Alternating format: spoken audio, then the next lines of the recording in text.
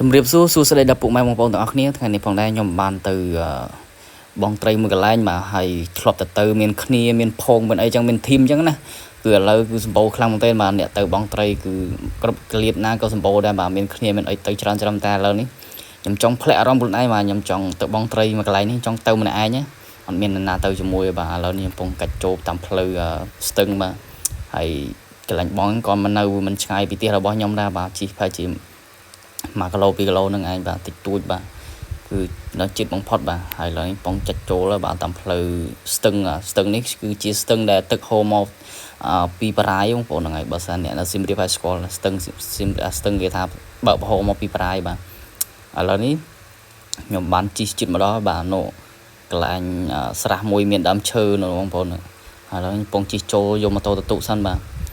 ហើយផ្លូវគឺគេបានធ្វើផ្ទះធ្វើអីផ្ទះចក្រកម្មធ្វើអីចឹងគឺយើងងាយស្រួលជិះ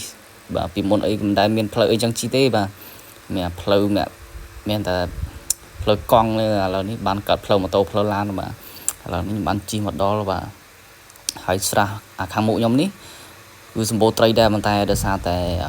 ទឹកវាអត់ទាន់រីងអស់បងប្អូនហ្នឹងហើយដោយសារទឹកវានៅហៀអញ្ចឹងណាទាំងត្រីវាអត់ទាន់ចូលរួមមកនេះខ្ញុំស៊ូមទៅនេះកន្លែងខ្ញុំដាក់កន្លែងខ្ញុំថាខ្ញុំទៅបងនេះឥឡូវកំពុងដើរចេញទៅនេះហើយកន្លែងបងនេះគឺជាកន្លែងដែលវាមិនសូវមានត្រីធំទេបងប្អូនប៉ុន្តែយើងវាចង់មកបងដើម្បីលំហែគូក្បាលខ្លះដែរណានៅផ្ទះអត់សក់ពេកបាទឥឡូវនេះ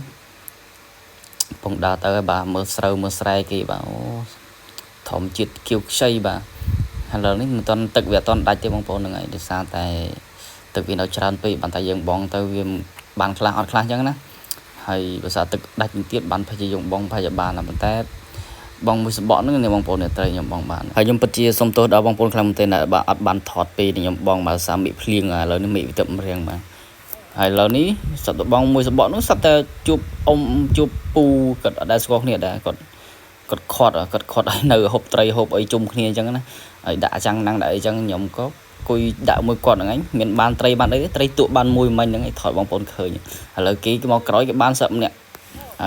មកកបត់ប៉ុន្តែនេះគេហៅខ្ញុំអង្គុយហូបលេងអានេះ2 3កែវដែរបាទពេលដាក់ចុះឡើងបងប្អូនចាំមើលទស្សនាអស់គ្នាបាទគ្មានបានត្រីបានអីទៅផ្ទះវិញទេនេះដើរក៏មិនត្រង់ផ្លូវដែរបាទហើយខ្ញុំនឹកឃើញពិតជាអស់សំណាក់ខ្លួនឯងខ្លាំងមែនទេបាទ